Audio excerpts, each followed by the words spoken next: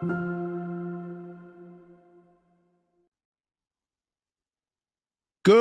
afternoon or good evening, depending on where you are. I'm Scott Shannon. I'm with my co host and friend, Patty Steele, and we're so happy to be transmitting border to border, coast to coast, and all around the world here on the Blythedale Broadcasting Network. Before we get in, before we get into the show, I want to stop just for a second to dedicate it to two people who were very important to us. Number one, Bob Stone, who we just lost recently. He was the visionary who ran this hospital for 40 great years and helped to build it into what it is today. Larry Levine will be here to talk more about Bob and his contributions later in the show. The other person we'd like to thank for his contribution is a young boy named Timothy Coppola.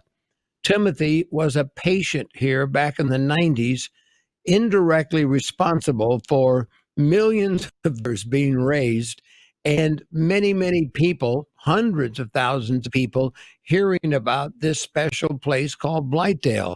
Timmy was the boy who introduced me to Blythedale.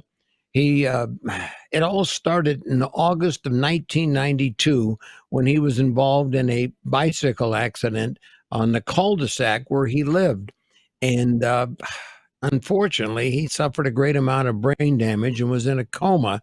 And after a couple of brain operations, surgeries in the city, he came here to Blythedale, where he stayed for over a year. Timmy's father was a police officer in Stamford, and the local newspaper wrote an article about Timmy. And a friend of mine named Tom Cuddy was kind enough to share that article with me because on my radio show, we would always try to be helpful to police officers who were going through difficult times. Well, it just happened to be a couple of days before Christmas. So I told my daughter Kathleen, who was 6 or 7 at the time, why don't we go visit Timothy? Well, to try to find this hospital and take him a little present. So we got a gold ornament off the tree that was a guardian angel, and we carefully wrapped that up and took it with us and made our way to Valhalla, and we found the hospital. It was it was quite a trip, but we made it. And when we got there, we found his room and saw Tommy all hooked up, Timmy, I'm sorry, all hooked up with wires and tubes and things, and he was still in the coma. Now his parents were taking a break because they had a vigil going. They were in the cafeteria at that time, so we just kind of hung out for a while. And when we left, we hung that little gold angel on the reading light over his bed. And on the way out, we saw a nurse, and I asked her if she could give us a little mini tour of the hospital. And that was the day that I started my love affair with Blythedale. The very next Christmas, we brought the whole radio station to the hospital to do a live broadcast and a fundraiser. And we brought bands and singers, famous people that some of the kids heard of, some of the parents had heard of. We had clowns, plenty of toys and food. Even Ronald McDonald showed up 4 hours to entertain the kids and kind of take them away from whatever it was they were going through. And we've done the very same thing every year since then. And now, sad to say, we did Timmy 23 months after his accident, but every year his memory lives on right there in that joyous room with all those kids. And Timmy, if you're listening, buddy, thank you for what you did for me and for this hospital. We do want to say hello to Timmy's parents, Glenn and Peggy, who are watching right now down in Florida, and they've done an unbelievable job keeping Timmy's memory alive over the years with the Timothy Coppola Memorial Helmet giveaway, along with the help of the Stanford Police Department. Over the years, they've raised money to distribute over 30,000 bike helmets to young kids around Connecticut. Shout out to the villages. they're hanging there and they're watching. Also, I got to say a big hi to Lena Cavana. When we first started our broadcast there, she was the guiding light at the hospital. And I used to think she looked like Billy Idol's sister. She had the Billy Idol hair. But when we started, let me show you a picture of what what it looked like where we started. We were in the cafeteria slash greenhouse. That's the place right there. And all the kids got together, and we were at PLJ at the time, and we just had a wonderful time. And we had so many different people: Bon Jovi, Meatloaf, and anybody it was well known in the music business volunteered their time there. So we're so happy. Now we have a nice fresh studio that Larry was kind enough to put together for us. Now we don't have to do the news from the greenhouse. Thank you, So Larry. that was 1993. My first involvement with Blythedale was 1999 when I had a new baby, a 2 and a 4-year-old. And I came through and I saw those beautiful faces and all of the love and the joy, and most importantly, the healing. And it just filled my heart. I still, when I think about that, I get a little bit emotional because it's because of Scott. It was Scott that brought Blythedale to me. And you have a love affair with them, and I do. We could talk about them all day, but I think it's time to go and hear from some of the experts. Blythedale Children's Hospital is a freestanding children's hospital. It's one of 14 specialty children's hospitals in the United States and the only one in New York State. Our role in the healthcare spectrum is to provide post-acute care for children, and primarily medically fragile children. Blythedale, to me, is everything a children's hospital should be. The spirit of hope, the spirit of possibilities, the spirit and the essence of children and families. It's felt in every inch, every hallway.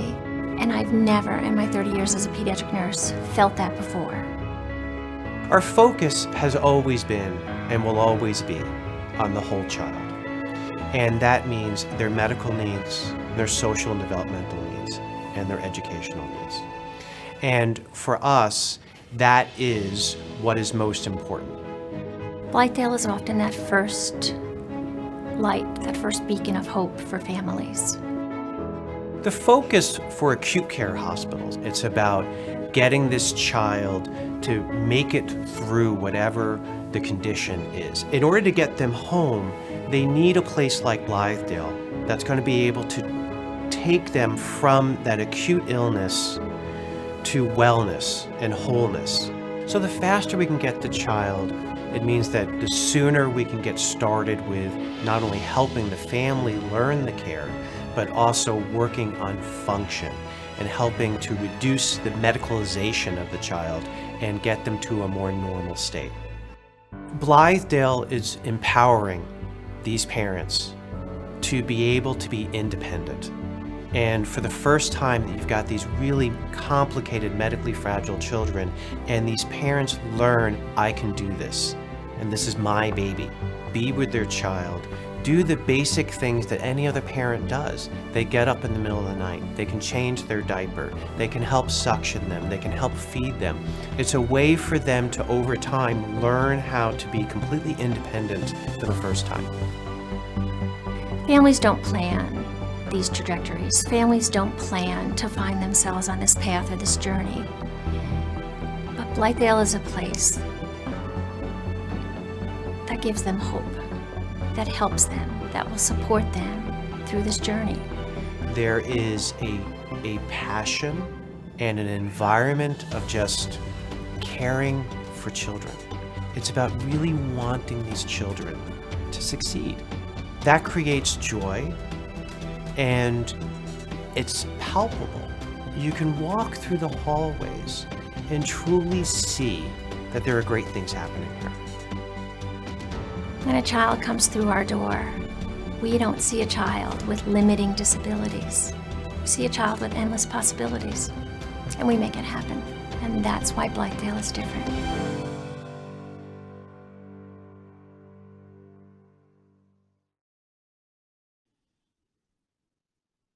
Thank you, Scott. Thank you, Jill. Great job. Oh, what a beautiful, beautiful tour through Blythedale in that few minutes.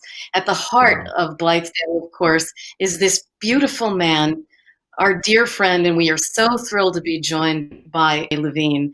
Larry has been the president and CEO at Blythedale for 2 decades. And boy, has he made incredible things happen in that time. New buildings, new programs. He and his team have literally transformed the lives of countless children, not just the little ones you just saw, but thousands of others.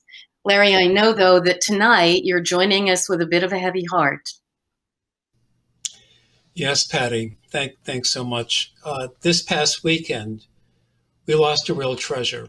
Bob Stone was CEO at Blythedale from 1961 until 2001, 40 years. Bob had a long, wonderful, and impactful run here at the hospital. He certainly was a visionary, and he put Blythedale Children's Hospital on the map, taking us from very humble beginnings and turning us into a remarkable children's hospital. Bob's legacy continues, and he'll be deeply missed. So, Scott and Patty, it's great to see you guys again. Thanks so much for hosting tonight's virtual gala. You guys are such great friends to this hospital. You know, that holiday show that you bring every year and broadcast from Blythedale in December brings such joy to our patients, our families, and our staff.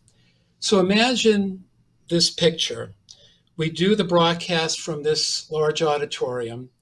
We bring in kids, and they're attached to portable ventilators, to IVs, to monitors, and all the while you got great musical performances going, and this place is really rocking.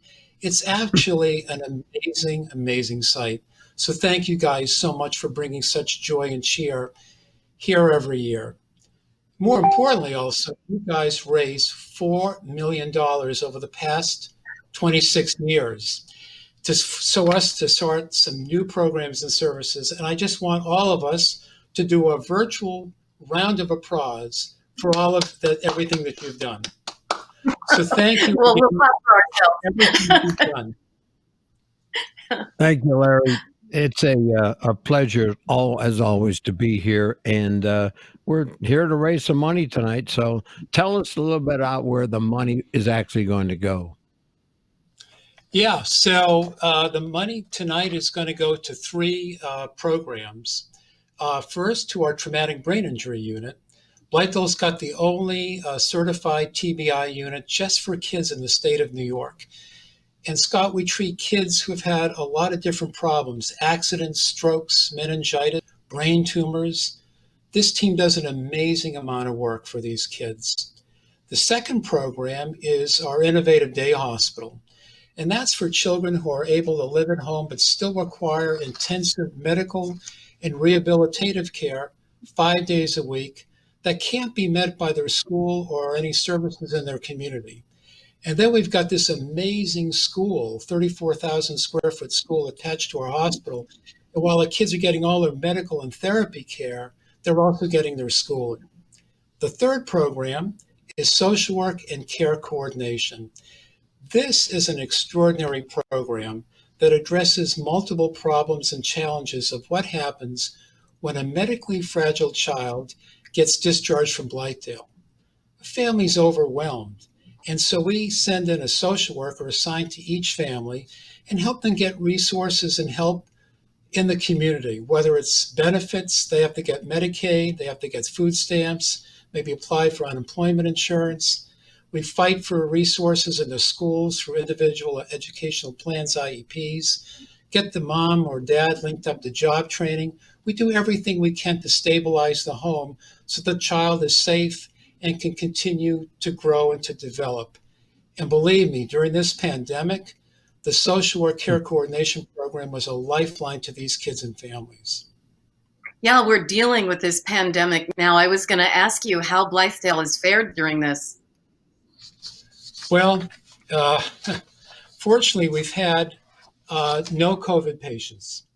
So that's great. Early on, Patty, we took aggressive action, instituting a lot of precautions to keep the virus out of our hospital, whether it was mask wearing, imposing some visitor restrictions, getting our staff all the needed PPE, personal protective equipment, environmental services, did deep cleaning, disinfecting every square inch of this hospital, And of course, we were screening all of the visitors and staff that came here to the hospital. Sadly, however, we lost two beloved staff members who caught COVID-19 in the community and passed away. One was Imelda Taganon, who was a nurse here for 30 years on our infant care unit. And the other was Dr. Jim Goodrich, a world-renowned pediatric neurosurgeon who's best known for separating conjoined twins. Yeah. So the losses, our heart goes out to you for those losses, and I'm sure that there have been financial losses as well. Oh my, yes. So because of the coronavirus, we had to shut down all of our outpatient programs from March until just the beginning of July, which resulted in the loss of millions of dollars of revenue. And on top of that, we suffered deep Medicaid cuts. So now more than ever, we need a fundraise to maintain many of our mission critical programs. And that's where tonight's gala is so very important. We need your support to keep these programs running for these families and these kids. Let's do our best to try to raise some money, a lot of money for these kids. It's very easy. You don't have to do a lot if you can just donate a few dollars, 20 or whatever you have, whatever you can afford. Text Blythedale, BLYTHEDALE to 76278. Blythedale, text it 76278 and just click on the donate button below and boom, you're in. In fact, our good friend John Elliott will be joining us later in this great show to lend a hand with raising some money tonight. And now we have another very special guest joining us. You probably will recognize this guy because he's sort of ubiquitous on television these days. He's everywhere. Let's take a look. I'm so happy to wish all my friends at Blythedale Children's Hospital well during this incredibly certain time. You know, I had the pleasure of spending some time with Larry at Blythedale after my friend, all of our colleague, Dr. Jim Goodrich, successfully separated conjoined twins, Jaden and Anais McDonald. It was incredible. I was there for the entire operation, and then I followed Jaden and Anais as they were admitted to Blythedale after their operation, and I saw them undergoing this intensive rehabilitation. I learned a lot. I had the opportunity to learn about the hospital and see firsthand the life-changing, incredible work that's being done there. You know, I do want to say a word about Jim Goodrich.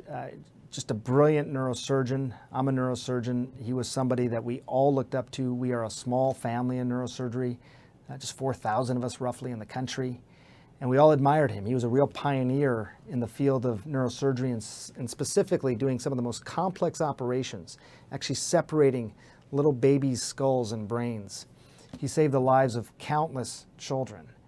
And as we know, sadly, as Larry mentioned, he was also one of the too many victims now of COVID-19. And it really broke my heart. I know you all share my grief and sadness at the loss of this incredible man, really a loss for humanity. But I'm also, buoyed and find some joy in the news that your patients have fared so well during this terrible time. It's touching. It really meant something, I think, to all of us. And I continue to send my best wishes to all of you. Keep up the great work, and I hope you raise a lot of money tonight for the kids.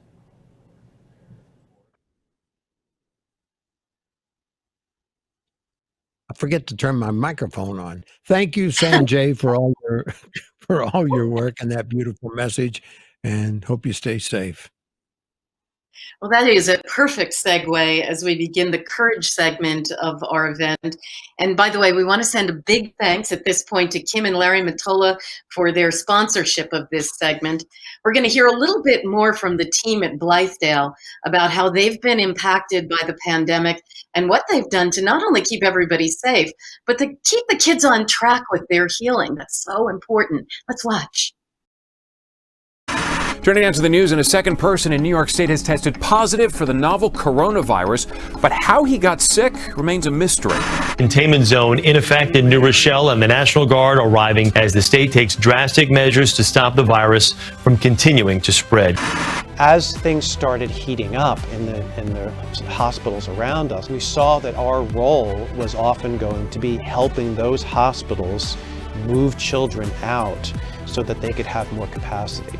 And we had to worry about how are we going to keep COVID-19 out of the building. We developed this COVID briefing leadership team. The idea was that we wanted to make sure that every single day, sometimes multiple times during the day, as things evolved, we had to make policy changes, we needed to make decisions. What do we do about protecting the staff? What do we do about protecting the kids? How we would manage any children that might have the illness, any staff that had the illness. We made sure that we screened every single person that came into the building, which included doing temperature checks. So we're going to have the schools remain closed for the rest of the year. When the governor made the decision to close the schools, that meant that our school district that's in the building had to close as well. And so with that, a lot of our outpatient services stopped. It meant that our children were now back in their homes. So we then met as several teams, hospital and school, and quickly tried to put together a plan that would help to keep families and kids connected. We relied heavily on virtual technology, and distance learning evolved. There was a sense of normalcy that we could provide to children. We also had to worry about their medical therapies and their medical needs. But our therapists also did physical occupational speech and assistive technology where they would do it through video. And the idea was, how do we use technology to be able to provide some sort of services in the home so that children didn't lose ground. The other thing that was kind of neat about it was we see the children in our environment, but now is an opportunity to see the children in their own environment, in their home environment. You really got to know the kids better. They were very excited about being able to show their room or their dog or their siblings. We're fortunate to not have any children here get COVID, which is a testament to the type of work that we did. Just like everybody else, we had our own losses. One of our physicians and one of our nurses both lost the fight to COVID-19, and certainly that was a big impact for all of us. One of the things that we tried to impart on the staff when all of this was going on is that we all have fear. Courage is not the absence of fear. It's being able to do what you need to do despite having fear. And I think for healthcare workers, we're no less prone to anxiety or fear than anybody else. The idea, though, is that we continue to show up.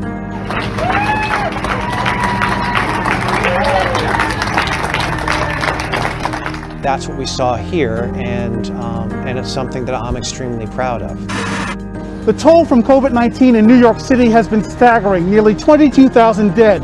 But last week, for the first time, a day when no one died from a confirmed case of COVID-19. Congratulations. We are back. We are back. So now that COVID-19 is looking like it's starting to ease, at least for the next few months, our goal is to really start getting the kids back into the building. We've started by rolling out some of our more traditional outpatient type services, day hospital kids, where they'll actually come in for half-day program and they'll receive their medical therapies, but also in-person education. We've been able to identify a program that provides 2 sessions for students, so a split day, smaller class sizes, and smaller numbers of students who will be transported to the program. They can still receive their education and their therapies virtually. The greatest need of the community is to maintain that health and safety while their bodies heal. The reality is this may not be the last of pandemics in our time, and so the good news is we'll have experience in terms of how to manage that. What we did and continue to do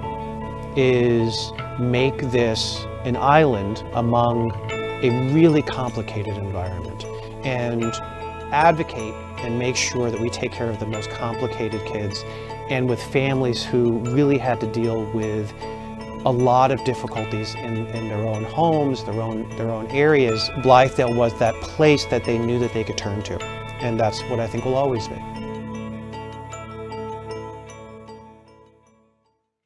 So my daughter Jaretzi, she's the only daughter I have from 4 of my kids. She was really healthy. She started acting a little bit odd on her behavior, hurting herself. I have to call 911 and take her to the local hospital. She had a cyst on her ovary that was causing her having encephalitis. It's an infection in the brain. She did have a surgery. They removed it successfully. She had chemotherapy too. The doctor who was taking care of her told me that she was going to be transferred to Blythedale. That was one of the best hospitals. She was not walking or standing. I will never forget the first day that she arrived. She gave her first steps. So seeing her improving day by day, start talking more clearly, start working on her memory, feeding herself. She came back. She literally came back again to me like I wanted to, regarding COVID-19 going on. It was difficult because we couldn't have any visitors. Safety-wise, I felt really supported. They were providing us masks, hand sanitizers, taking temperatures, make sure nobody has any symptoms, fever, things like that. So every staff of the member in the hospital is taking care of each other. Having my daughter's safety was the priority. With this pandemic that we went through, we also realized who are the real superheroes, and I always will say they are. They do the best for everybody to be safe. Thank you for everything they did, for the way how they helped me, especially my daughter, to recover, to bring her back to me, to my family. You're gonna be by my walk, you're gonna miss me by my taco, you're gonna miss me when I'm gone. Hi everybody, I'm John Elliott from WCBS TV, and I'm a huge fan of Blythedale Hospital. So honored to work with Scott and Patty for years at the Holiday Spectacular. So look, I may be a dinosaur when it comes to TV, but boy, Blythedale Hospital makes me feel so young. In fact, right now we are in the Mount Pleasant Blythedale School. This is part of the day hospital here at Blythedale. And by the way, this is the only school like this in the country, over 150 students. And you think, well, it looks like any other schoolroom. Well, Emily Hirsch, the superintendent, says that's by design. Blythedale School is a unique program. We're a public school program that provides educational services to the patients of Blythedale Children's Hospital. Our children come here, though, with certain medical conditions that require more attention than you would in a typical public school. So they require OT, PT, speech at an intensive level. It's just what we do every single day, and make sure that every kid comes into school with a smile on their face and leaves learning something new every day. This place is amazing. I love what I do. It's all about the kids. They're very special. And because of them, they put a smile on our faces despite all of this devastation that's taking place in this world.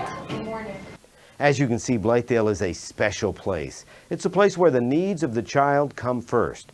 As a safety net hospital, Blythedale strives to provide care to all patients regardless of their ability to pay. In fact, more than 76% of the patients at Blythedale are covered by Medicaid, a percentage that has and will continue to increase during this difficult time. In order to be here for children, Blythedale needs you. Philanthropy provides critical support for the wide range of programs these kids need to heal. In this time of COVID-19, as programs have had to adjust to changing mandates, insurance reimbursements have declined, expenses have increased, and the needs of our families have grown. Your support of the day hospital is critically needed. Our patients face incredible health challenges, and the cost of providing the comprehensive care they need, well, they're great. Through your generosity, you will ensure that Blythedale is here for these kids, providing the medical care, therapies, and emotional support they need, no matter what the future brings. You know, you guys are right. You do look like Scott and Patty. I hope you guys will consider making a generous gift to the day hospital right now. It's easy to do. Just text Blythedale to 76278. We love props here. And make sure you come on back, because we've got so much more we want to share from the hospital. Right now we get to share a real treat. Going to pass the baton to Johnny Resnick of the Goo Goo Dolls for a very special performance. Hey Blythedale, how are you? I'm John from the Goo Goo Dolls, and thinking about you guys, and hope everything is well for everybody. And just stay safe, We're all gonna get through this together. And I'm gonna play a song for you guys called Fearless.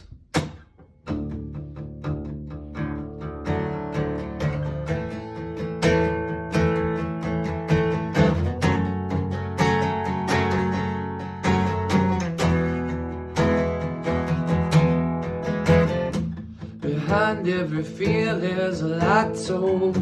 Spent most of my life trying to let go. The more you love, the more you bleed. Some days will be harder than others, so we gotta lean on each other. Hands in the air, hearts on our sleeves. We're living in a world unfair. We're living in a world so scared. We gotta be fearless, fearless. I'm brave enough to feel this, feel this. I'm running down my demons, demons. No doubts around it, I finally found it. Fearless, fearless. I never thought I'd feel this, feel this.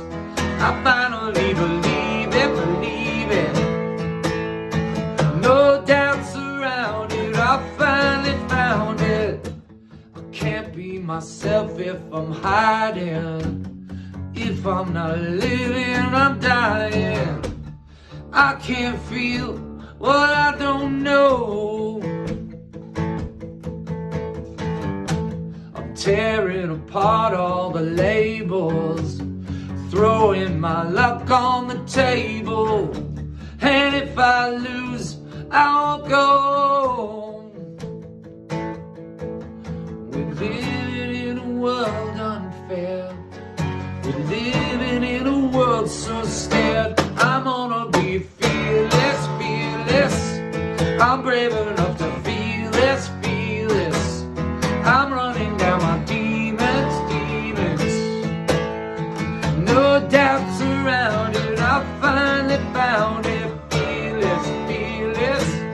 I never thought I'd feel this, feel this.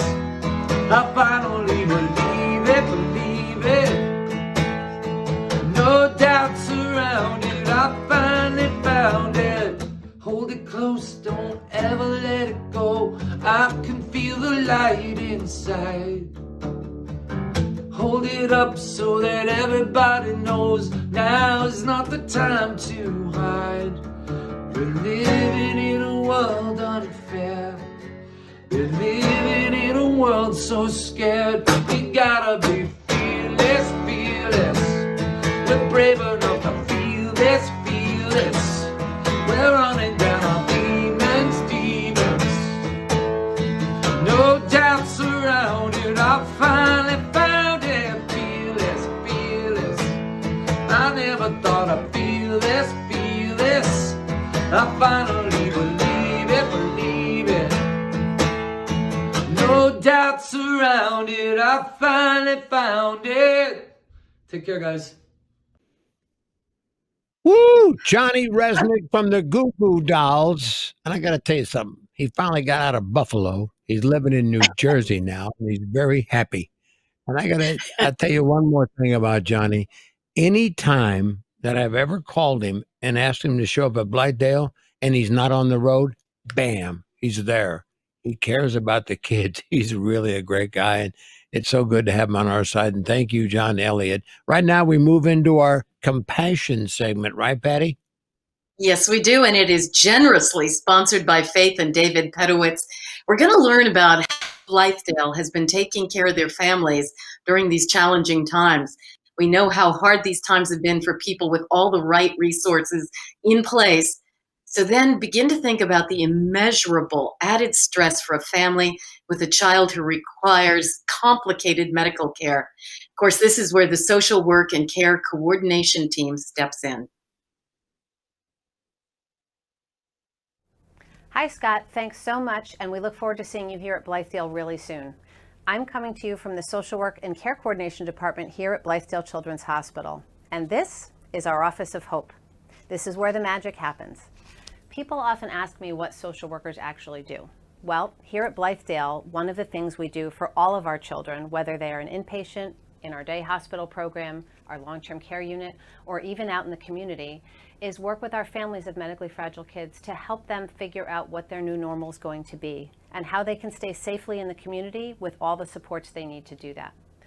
One of the ways that we do that is through care planning with each family and the child's care team. We think really carefully about all sorts of things like housing and food and education and equipment, training, all the things that go into making sure that everything is in the home and needed for the child to be there safely. During this pandemic, it became pretty clear that we were going to have to think about things in a little bit of a different way. We had to go right into crisis mode, and that's something social workers do really well with. So we started talking to all of our families frequently, whether they were in the community or at Blythedale, and trying to find out what people actually needed. Imagine being home with a medically fragile child and realizing that you no longer have a job, that you no longer have a paycheck, and that store shelves are empty. Or being afraid to go out to a supermarket to buy food because you don't want to bring germs home to your child. Or being at a bedside here at Blythedale and realizing that even takeout food seemed a little bit scary now with the risk of infecting your child with something. How do you feed yourself? What do you do if you don't have any money? What do you do if you don't have money to buy diapers? Well, one thing you can do if you're at Blythedale is call your social worker here, and we're going to figure it out for you. We partnered with a lot of community agencies to do things like food drives for diapers and non-perishable food, things like toothpaste, so we could provide our families with what they need to feel safe at home and yet still take care of themselves as best they can. We're only a phone call away, and we've stayed that way throughout this pandemic. So whether it's through virtual visits and saying hi over the phone or over by video, or allowing parents to call and ask any question they need, it was really important to us that families knew to call in so we could answer questions they have. Should I go to an emergency room if my child is sick? How do I reach my doctor? What is Zoom and how do I set it up? These are all the kinds of things that we've struggled to help families with, and we will keep doing it throughout this time, as we want to be sure that every child is able to be home with their parent and as safe as possible while they're there. Nothing tells the story better than my own staff, and I think there's nothing better than watching a little bit of film from them so that you can better understand everything that's been going on here in the last couple of months. So enjoy, and I'll see you back here when it's over. We're going to go to White Plains, Mount Vernon, New Rochelle, and Yonkers to do some health home deliveries. Health Home is a program in New York State that is a care management model designed to provide extensive support in the community for kids who have Medicaid and underlying chronic medical or emotional conditions. And we help coordinate the healthcare needs, the finance needs, the housing needs, the food insecurity. There's so many levels of what a medically fragile child needs. So when COVID-19 became such an issue, it hit our families really hard. And our work with Health Home never stopped. We just stepped up our game. Who is Christina? A nice worker. She brings us food, she brings us clothes, she gives us a lot of help. We had to shift and find out the way to work through virtual means. A lot of that meant helping teach our families how to use technology, how to use FaceTime and Zoom and other applications, or doing socially distanced visits, dropping supplies off with a mask on from 6 feet away, checking in with them more often than we typically would so they wouldn't feel alone, and to really try to troubleshoot for issues before they became a bigger problem. So things like unemployment, we've been able to help parents with that. We've been able to make sure that all of our members are receiving school and support therapies. We worked together with Feeding Westchester to get pallets of food and meal relief packages for our families so they could, have some food. Another thing that we've done is 914 Cares, partnering with different agencies in the community to get clothing, diapers, sometimes formula for families. So some families were struggling to the point where they were considering giving their children evaporated milk instead of formula because the shelves were empty. Everyone is just so grateful. I mean, they have these sick children at home. They can't leave their houses. And a lot of times they don't know what to do. We are the only people that they can turn to. And I feel that we are filling that need that they have, and we are, being a consistent support for them. A lot of the food bags are actually stored in my office, and we thought we might rename my office the Office of Hope, just because when you look at it and you see it's full of bags and donations, it's just through all of the tragedy and loss that we've been experiencing during this time, It feels so good to see that we're able to give something that is really needed. And it feels like an exchange of love in a lot of ways, and the compassion that people have in the building emanates through what we do into the community. Blythedale really allows us to work like that. There's not constrictions on love and support. It is so inspiring, the way people really work together and pull together, the way staff have tried to figure out how to help, looking out for colleagues and staff, and reaching out when you need support, finding ways to share resources and information so that people don't feel alone, providing groceries to go and paper goods you can buy through the cafeteria line. All of those things pulling together and feeling the support of our local community, whether it's feeding our frontline workers or trying to donate cloth masks. Blythedale difference is that we don't run away when things get hard. We are going to be there for you, and what we need to do comes first, and how we're going to do it comes second.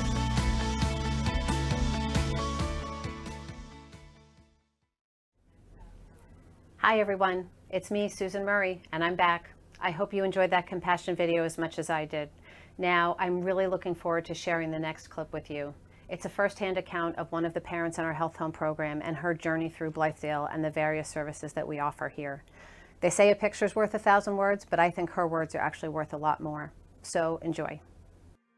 Lucci is 9, Pharaoh is 5. Pharaoh had an accident. He was about 11 months. He tried to drink a bottle of hair oil, coconut oil, inhaling most of the bottle into his lungs, which caused him to shut down, basically in a coma the whole time. When he got to Blythedale, things started to happen. He woke up, he started to move around more, play, things that I hadn't seen in like months. When we were discharged, we decided that we should still keep him within this program because it helped so much. When Health Home got involved, I was actually in the shelter. We had went through a really traumatic situation. I had gotten out of a really abusive relationship. Literally, when you're in that pit situation, like you're at the bottom, like, you know, you've hit rock bottom, it could be really difficult to claw your way back out. And with Health Home, it's like they're reaching down there and trying to help you out and pull you out of that hole and make sure that, you know, you can get to a great level with your life. The COVID pandemic caused us to really panic. Health Home provided a lot of staples that would allow for me to get from one week to the next so that it wouldn't be so hard on us to feed our kids. During these uncertain times, Blythedale has showed compassion to my family by being there for us. Just literally being a part of our family. We've come really, really far. We're in a nice apartment. My kids are happy and in programs. I'm getting ready to start college. Thank you so much, and making sure that you see my family through these like difficult times, not just the pandemic time, but even before that. Like, they really brought us through some really struggling situations, like some really tough situations. And, you know, we wouldn't really be here now if it wasn't for them. Hi again, if you're just tuning in, I'm John Elliott, WCBS TV, and huge fan of Blythedale. Boy, that testimonial from Jasmine, pretty powerful stuff, and it pretty much sums up the impact of the social work and care coordination programs here at Blythedale. Can you imagine? You've got a child facing all of these big, important issues and medical challenges, and maybe you're facing job loss or job change or other issues due to the COVID-19 crisis. Let's talk to Kim. Kim has a 15-year-old daughter, Megan, and you've been relying on these programs. First off, some background. How many surgeries for Megan? Megan's had 6 surgeries. She has been inpatient twice. One was an extended stay. She was here for 3.5 months. First, I just can only imagine as a parent what that means to you, but you were talking about all of the paperwork and everything involved. How have the social work and care coordination programs helped you? They've helped me tremendously. We did have some issues with insurance. I have limited inpatient coverage, so when the insurance ran out, social work helped me to get supplemental insurance to cover the hospital stay because Megan wasn't ready to leave. They've helped me in ways to decrease the stress, just to decrease the emotional stress. I'm trying to focus on my daughter's care and, you know, how, you know, getting her better. And they have been so personal in their care for me.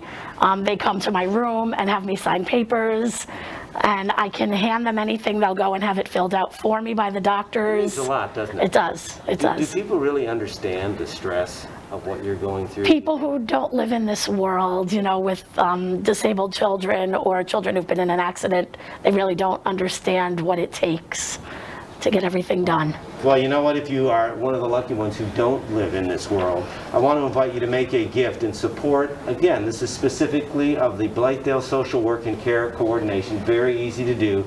You just text Blythedale to that number right there, 76278, or click the button below to make a donation right now. We thank you in advance for your support, and thank you for your time, and all the best. Thank you. That's you.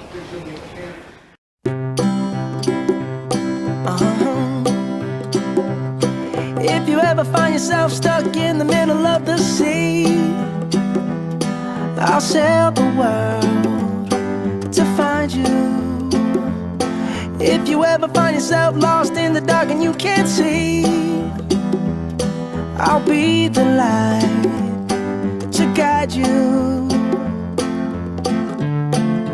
Find out what we're made of when we are called to help our friends in need. You can count on me like 1, 2, 3, I'll be there. And I know when I need it, I can count on you like 4, 3, 2, and you'll be there.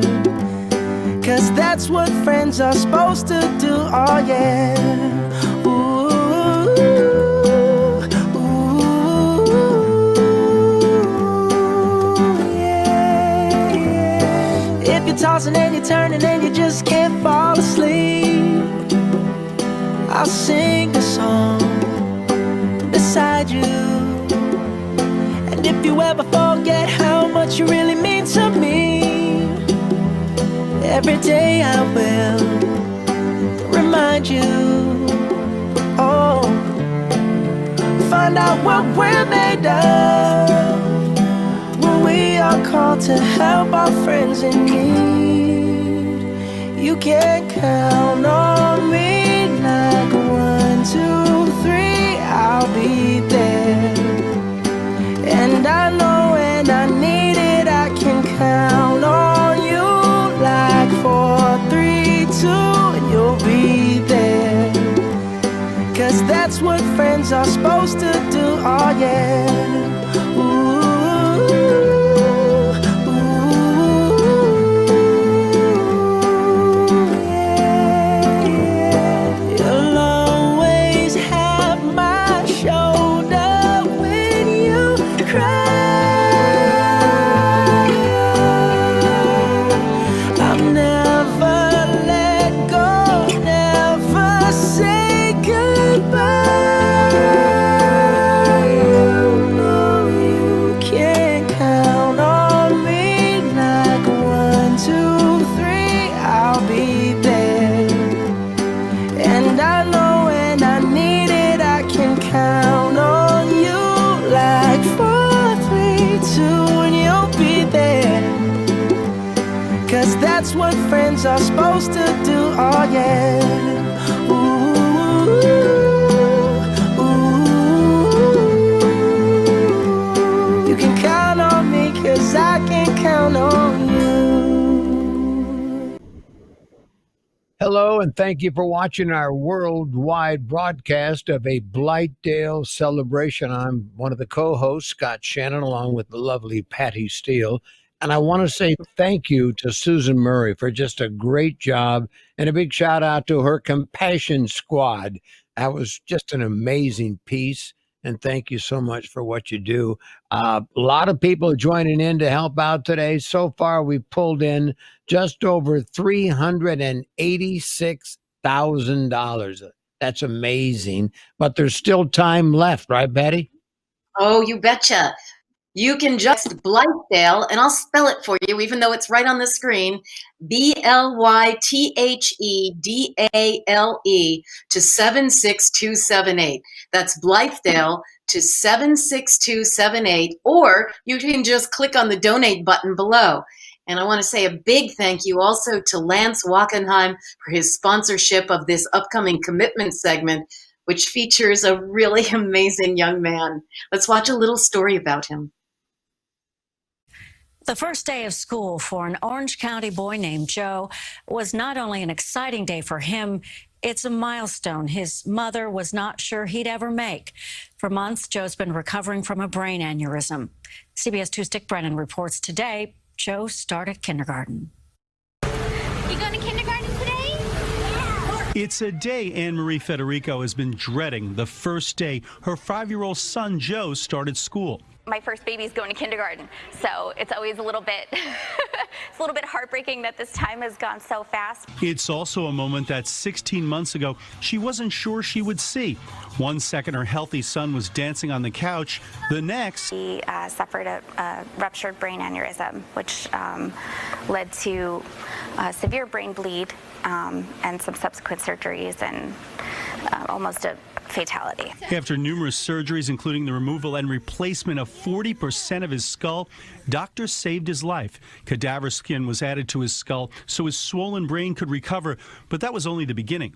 Couldn't sit up, he couldn't walk, speak, he was almost completely paralyzed, he couldn't eat. The 5-year-old was transferred to Blythedale Children's Hospital in Valhalla for rehab, where medical professionals taught him to walk, talk, and eat again. And on Wednesday, because today's a special day, it's the first day of school. he started his first day of school at the medical center. To say he was eager is an understatement. Ran in my mom's room, totally immediately, so I ate breakfast, brushed my teeth, put my shoes on, and then I was out the door. Blythedale Children's Hospital is the only hospital in the state that has a public school on site. You got to press play with your finger. So kids like Joe can learn in a classroom setting while they continue their rehab. He has made such strides since he was an inpatient here that we could only maximize what he's doing now and what you see. This 5-year-old proving you can start school while remaining resilient. Dick Brennan, CBS 2 News. There are 140 children at school with Joe. His parents have to travel an hour each direction to get to the Mount Pleasant Blythedale school, but they say it is worth it. And those pictures of Joe's happiness today certainly prove that. And we are so happy to have that wonderful mom, Anne-Marie, and that wacky little guy, Joey, sitting on her lap right now.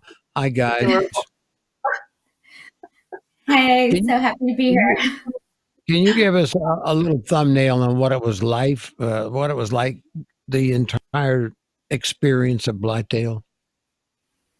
Well, you know, our first experience going into Blythedale, we didn't know what to expect. We were very worried going into it, coming out of ICU after everything that we had experienced. You know, leaving ICU for us was worrisome. But walking into Blythedale and walking into the open arms of everybody that was there from the very first moment, we were greeted with the warmness of a family. Prior to coming to Blythedale, we had very little knowledge about traumatic brain injury, but they had done their best not only to you know, educate us about traumatic brain injury in general, but about Joseph's condition specifically. And not only worked with Joseph in healing, but the therapist worked and the doctors worked with my husband and I as well. And they truly healed us as a family together. You know, He you heard looks me. so amazing. He looks great. And Yeah, he you heard looks me- just Yeah. just a you heard wonderful me little talking boy. about- You heard me talking about the first time that I walked into Blythedale, and Yeah. it was a morning, and it was very dark, and I noticed at 3:30 in the morning or 4, whatever it was. I noticed those little tiny wheelchairs and those gurneys in the hallways, and I just kind of stopped for a second and had to get my composure before I went into the cafeteria. And you mentioned that Joey had a similar experience. He did, yeah. So as I told you when we were chatting, he had mentioned something to me the other day about how he had remembered when, he was he was in his wheelchair. He had said that when his therapist was walking him out, they keep the wheelchairs lined up in the hallway, and he looked at it, and he had mentioned to me when he had gotten in the car, Mom, I walked by my wheelchair and I looked at it, and I remember when I used to be in it, and it's nice I don't have to be in that wheelchair anymore. And so you had mentioned that it was something that made you emotional, because you were sad to see it. And for us and for him, I think it made us emotional because it was an accomplishment of his and something that he had overcome, and now, something that he doesn't have to do anymore. So it was a huge challenge for him to be able to walk again, but he did it and he accomplished it. And now he's running around like your average 6-year-old boy, and that's all due to Blythedale and the therapist there and the amazing doctors that were able to get him there. So he just finished kindergarten this year, and I know that you had to transition not only into distance learning, but also into telehealth, all of it virtual. Were there pluses and minuses to that? Yeah, Joseph, he had great accomplishments, and he also had some challenges. He was able to accomplish things like being able to dress himself, and I was able to kind of focus on things with him more one-on-one that he had challenges with, such as handwriting and reading and things like that, that he actually got recognized for in school. He got the superintendent's award for making such strides in those things. And he's, like I said, now able to dress himself, which he wasn't able to do before, that he actually had a total aversion to, because that was something he used to be able to do and he couldn't do anymore. And so he just wouldn't even try to do it. But because we didn't have those time constraints of having to be out the door at a specific time, I could say, all right, Joe, you know what? You don't want to dress yourself. You're going to be naked today. So, those were some of the things that we could do with being in quarantine and just being home. But we did face some challenges because he's a very emotional person. And like I said, Blythedale was a family for us. And, when Joseph was in ICU, he spent a long time, asleep. And when he woke up, he didn't remember a lot. And a lot of his first memories after being awake were his therapist there. I had just given birth and I couldn't be there for him. So he was there with my husband, and he was there with the staff that took care of him every day. And they got him up and they got him moving, they got him working. And, at first he couldn't lift his own head for 7 seconds. He couldn't eat on his own, and he couldn't walk and things like that. He couldn't breathe. So, those are the people that took care of him on the daily. And, when he reached those accomplishments, it was hugs, it was kisses, it was everything you would get from a family member. And when you're doing that virtually, when you're reaching some of those really hard accomplishments at home, and you go to reach for that person and you can't, that's when it became very emotional for him. And so that was a struggle. And so, you would see him start to tear up. And, I think it was hard for the therapist as well, because they want to reach through and give him a hug, and they couldn't. So it was a little bit of a struggle. And so sometimes, whether he didn't want to do a certain task or would have an aversion to trying certain things, or even if he did reach an accomplishment and then afterwards would kind of break down in tears because you couldn't have that, big hug at the end. It was a little bit hard. So we faced some challenges there as well, but overall he really did make great strides with the teletherapy and, the online education. So it did work out. Thank you, Amazing. Anne-Marie, for taking the time to share. And God bless you and Joey and the entire family. Thanks again. That's so Yeah, and just a quick note to kind of speak a little bit to what Larry was saying. All of the programs that the funds are going to tonight are all programs that Joseph has personally been in: the traumatic brain injury program, the day hospital program, and even now the program that's getting us back into the community now that he's getting better and he's going to be in our home district this coming year. Social work has done such a great job in helping us reintroduce him to the community. So all of these funds are really being put to use to kids just like Joseph. And we are, we couldn't speak more to what this money is going to. So we really appreciate every single thing, every single dollar that everybody can give. Again, they can text Blythedale 76278. Thanks again to Joey and you, Anne Marie. And now let's check in one more time with our friend John Elliott.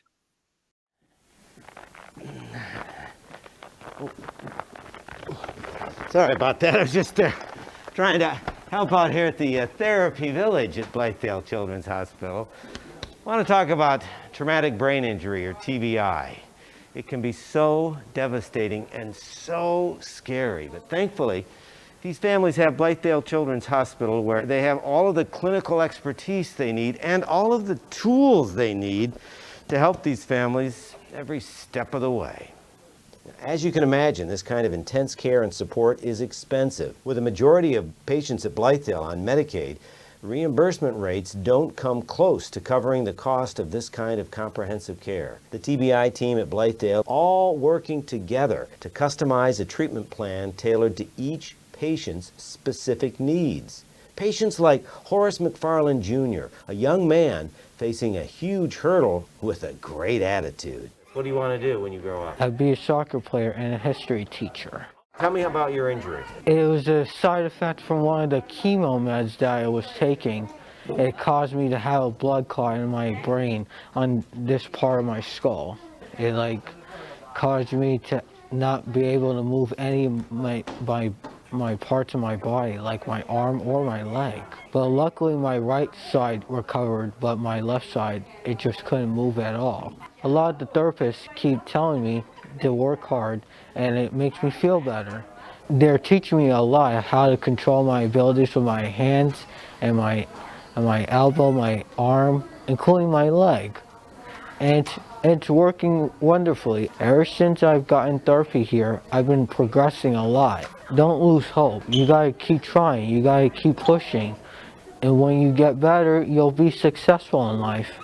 They use mirrors here so the kids can make sure they're making all the right moves so they continue to make progress. But what do you see when you look in the mirror? Do you see somebody blessed with health and blessed with healthy kids? If you do, I'd really encourage you to make a donation to the Traumatic Brain Injury Program here at Blythedale. All you do is you text Blythedale to 76278. That's the number, or you can just click the button below. It's very easy to make your donation. And then after you do, stick around. We have some more surprises coming up, and thanks in advance for your generosity. So take no more, no more. It cannot wait. I'm yours. Jason Mraz joined this teen in the hospital for a touching duet of his hit, I'm Yours. Well, open up your mind and see like me. Open up your plans and damn, you're free. Look into your heart and you find love, love, love, love. Jonas Urena was a patient at the Blythedale Children's Hospital 2 years ago after being diagnosed with Guillain-Barré syndrome, which resulted in paralysis. Thanks to the hardworking staff at the hospital, Jonas now has full mobility and is able to participate in his favorite pastime, music. It's an honor and a privilege to be here to perform and share music, especially with those that don't get the chance to go out and hear live music. Mraz, along with Matchbox 20 Rob Thomas, visited the Blythedale Hospital in New York for Scott Shannon's live radio broadcast. The duo visited with current and past patients to help bring some holiday cheer. And it's easy to tell they did just that. So, but I won't hesitate no more, no more. It cannot wait. Good evening. My name is Scott Levy, and I'm the chairman of the Board of Trustees of Blythedale Children's Hospital. I'm honored to join you for tonight's festivities, and I want to welcome you to our virtual gala, and to our incredible hosts, Scott Shannon and Patty Steele, and the amazing John Elliott. Thank you. You've made this night memorable for all of us. It is through my volunteer experience working directly with patients where I have learned the most about the magic of Blythedale.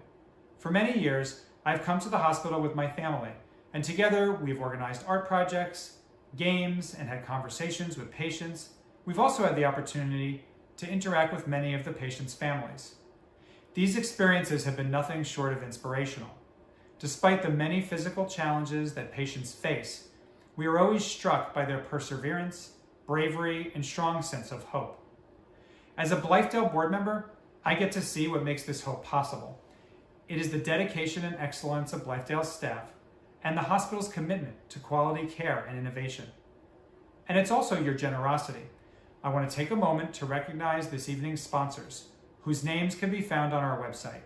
Your support during these incredibly challenging times will help improve the lives of children that we serve, and on behalf of Blythedale's Board of Trustees, staff, patients, and families, I offer my sincere gratitude.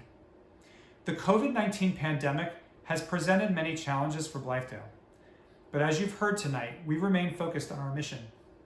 We are deeply committed to improving the lives of our patients and their families. And it's certainly not too late for you to lend your much needed support. It's as easy as clicking the donate button on this website or texting Blythedale to 76278. Please join us next year for what we hope will be an all-in-person celebration of Blythedale as we recognize David Pedowitz, Senior Portfolio Manager and Managing Director at Neuberger Berman, and our former board chair, who I follow proudly in his footsteps, as well as Manny Chirico, Chairman and CEO of PVH Corporation. More information on next year's event will be available in the coming months. As we prepare to close out the evening's festivities, I invite you to enjoy a short stroll down memory lane as we remember our extraordinary honorees over the last decade. Enjoy.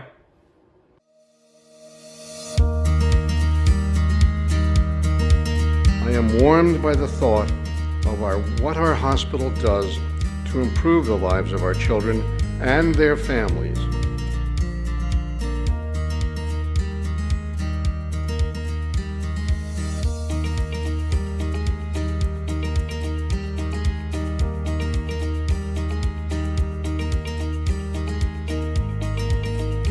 I think her story represents one of resilience, drive, and speaks to all the issues that we've been talking about, the vital importance of the community and this role in the healing process. Cancer, sepsis, strokes, paralysis, and sight impaired. I was diagnosed with leukemia.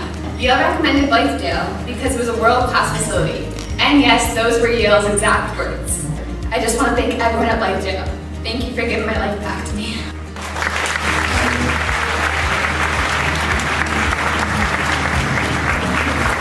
I've been lucky enough to have been involved with Blythedale Hospital for over 20 years. And for me, it's been gratifying and fulfilling. There's a flood of memories of children for whom we did a lot of good things for and helped make their lives a lot better.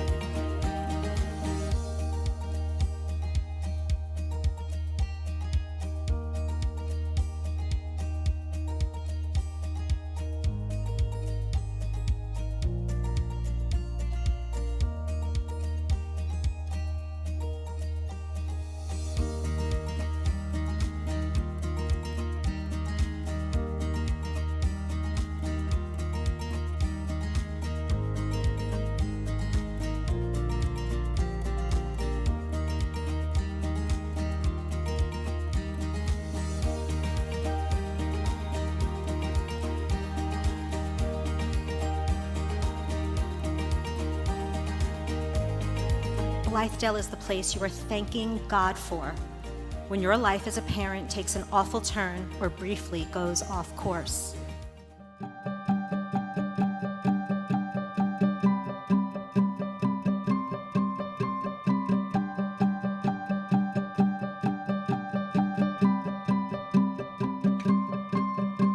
I'm being honored by Blythedale Children's Hospital for my long-standing work. I've been working with the hospital for 15 years. I actually am the one who feels honored. So thanks to all of you who are here for your commitments and generous financial support on such an important night. Families everywhere are grateful to you. Blythedale holds a very special place in our hearts and has impacted each of us in many ways. I'm so fortunate for the relationships and experiences that I have forged at this magical place. To me, all of you are here tonight supporting this wonderful cause for years.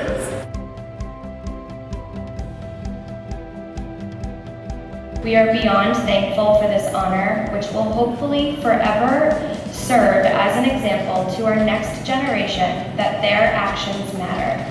To be able to help kids right within our community is something that's really important to us. It's an honor to be honored, but the true honorees are everyone involved in Blythedale that puts in 24/7, 365 there. The way that the patients are treated, the way that the families are treated, and the way that every case is the most important case as it relates to the kids. I think that's really the incredible difference. Blythedale is filled with young patients fighting against burdens that no child should ever have to face. Their fight is our fight, and we are unrelenting in our commitment to help them get better and improve their quality of life.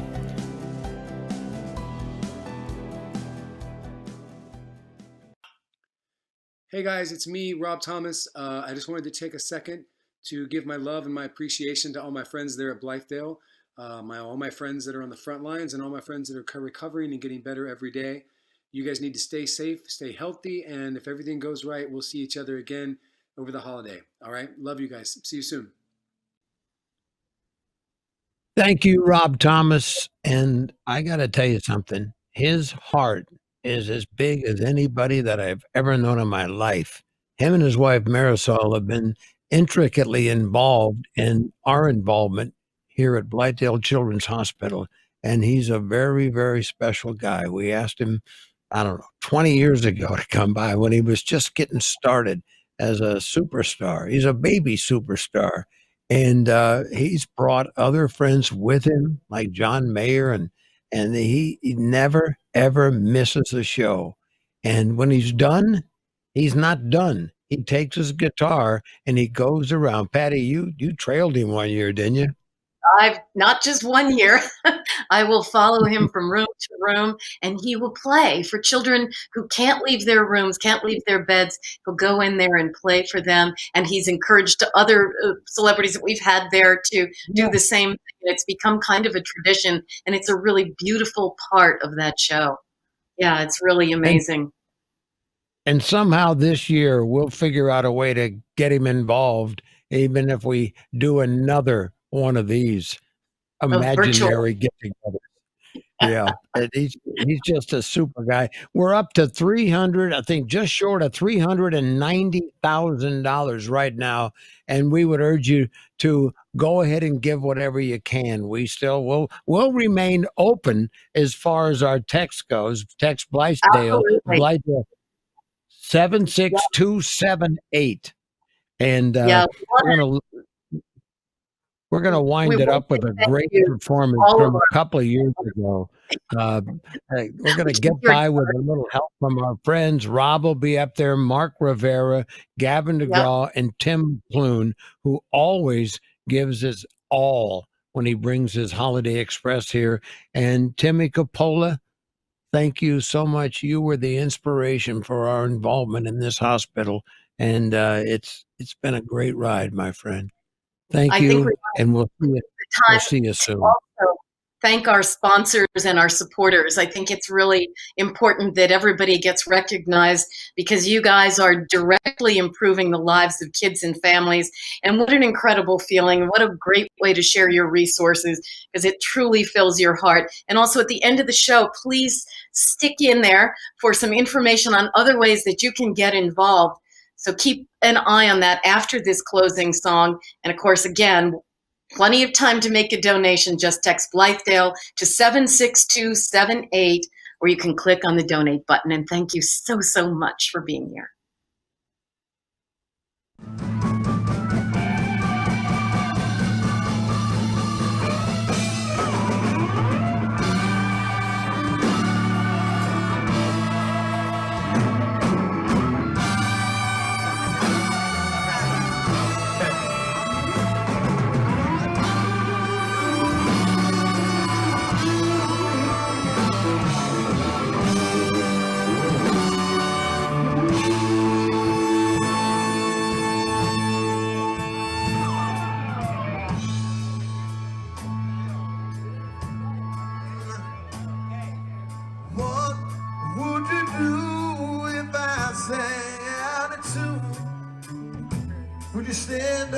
walk out on me.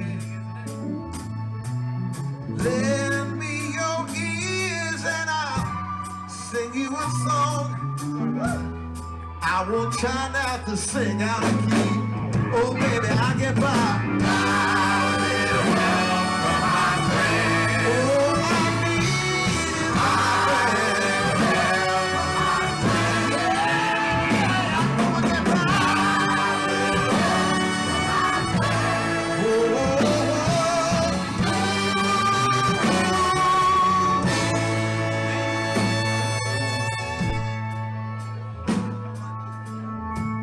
What do I do when my love is away? Worrying to be alone. How do I feel at the end of the day? Are you sad because you're on your own? I tell you, I don't get sad no more. Do I need somebody? All I need is somebody.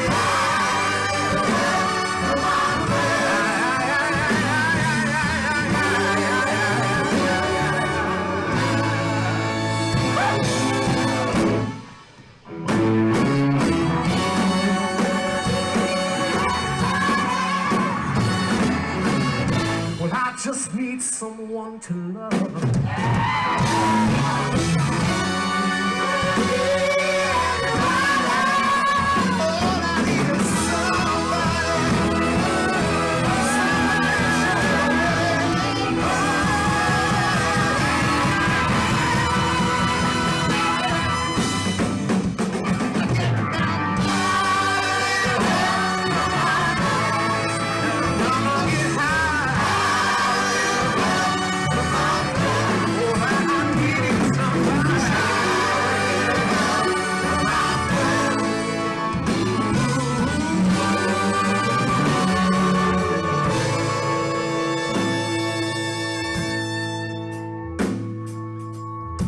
Would you believe in love at first sight? Yes, I'm predicting that it happens all the time. Gavin, what do you see when you turn out the light? Well, Rob, I don't know, but I can tell you that it's mine. Look at this.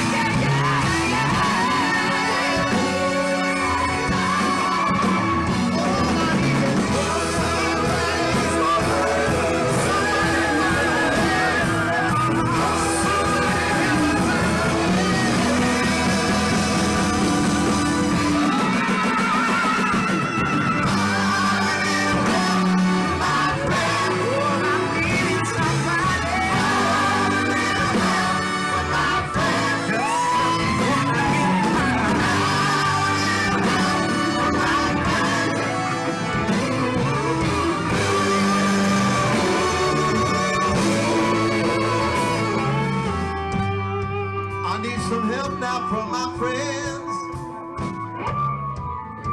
I need help with my friends. We're all here for you, Blythedale, for our friend. Yeah. Come on and be my friend. Come on and be my friend. Scott Shannon in the morning, my friend. Patty Steele in the morning, my friend. Rob Thomas in my friend.